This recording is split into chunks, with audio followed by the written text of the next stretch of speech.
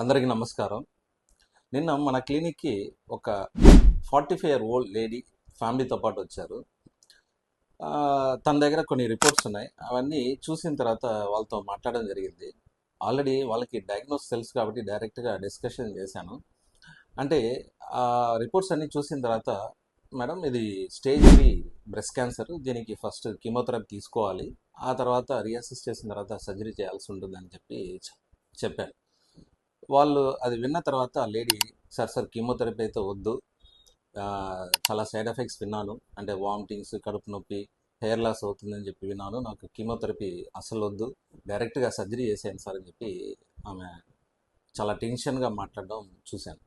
ఇట్లా క్యాన్సర్ పేషెంట్స్కి వాళ్ళ ఫ్యామిలీస్కి కీమోథెరపీ గురించి చాలా డౌట్స్ ఉంటాయి, ముఖ్యంగా హెయిర్ లాస్ గురించి చాలా డౌట్స్ ఉంటాయి. ఇలాంటి వాళ్ళ కోసమే ఈ video. Doctor Muthu talks. So యూజువల్గా కీమోథెరపీ తీసుకునే పేషెంట్స్ అందరికి కూడా ఈ కీమోథెరపీ సైడ్ ఎఫెక్ట్స్, ముఖ్యంగా హెయిర్ లాస్ గురించి చాలా డౌట్స్ ఉంటాయి. అంటే హెయిర్ లాస్ అనేది టెంపరీయా, పర్మనెంటా, మళ్ళీ హెయిర్ ఎప్పుడు రీగ్రో అవుతుంది, ఇలాంటివి చాలా డౌట్స్ ఉంటాయి. యూజువల్గా కీమోథెరపీ డ్రగ్స్ చాలా వరకు ఎలా పనిచేస్తాయంటే ఫాస్ట్ గ్రోయింగ్ సెల్స్ పైన పనిచేస్తుంటాయి.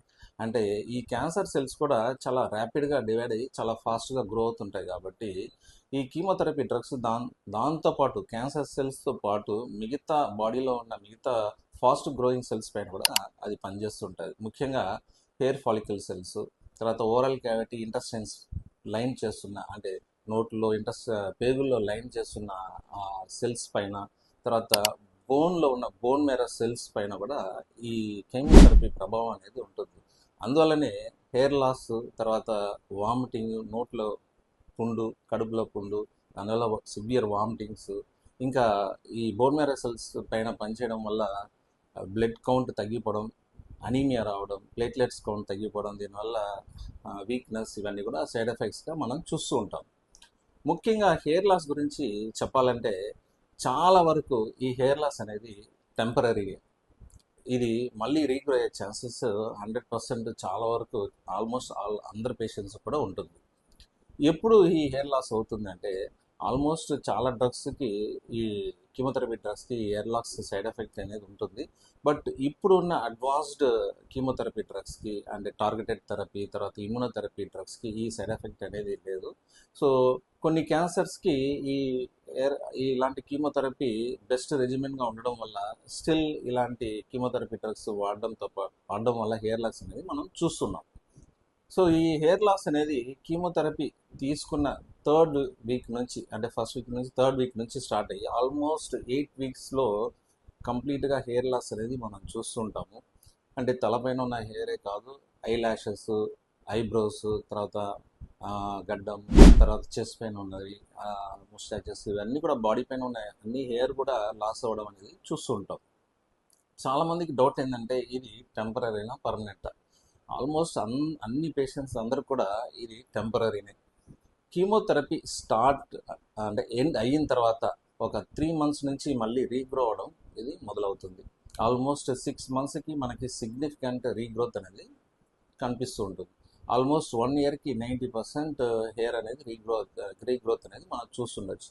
అండ్ కీమోథెరపీ ఎండ్ అయినప్పటి నుంచి 2 yearsకి ఆల్మోస్ట్ నార్మల్ రీగ్రోత్ మనం చూడొచ్చు అనమాట. కాకపోతే దీన్ని ఎలా ప్రివెంట్ చేయాలి? చాలామంది చెప్తుంటారు, కొన్ని షాంపూ వాడితే ఇది మనం ప్రివెంట్ చేయొచ్చు, లేకపోతే కొన్ని కెమికల్స్ వాడితే ప్రివెంట్ చేయొచ్చు, కొన్ని టాబ్లెట్స్ వాడితే ప్రివెంట్ చేయొచ్చు అని చెప్పి చాలామంది చాలా చెప్తుంటారు. అవన్నీ కూడా ఏది నిజం కాదు. కాకపోతే ఇప్పుడు అడ్వాన్స్డ్ కొన్ని కూలింగ్ క్యాప్స్ అనేవి వచ్చున్నాయి.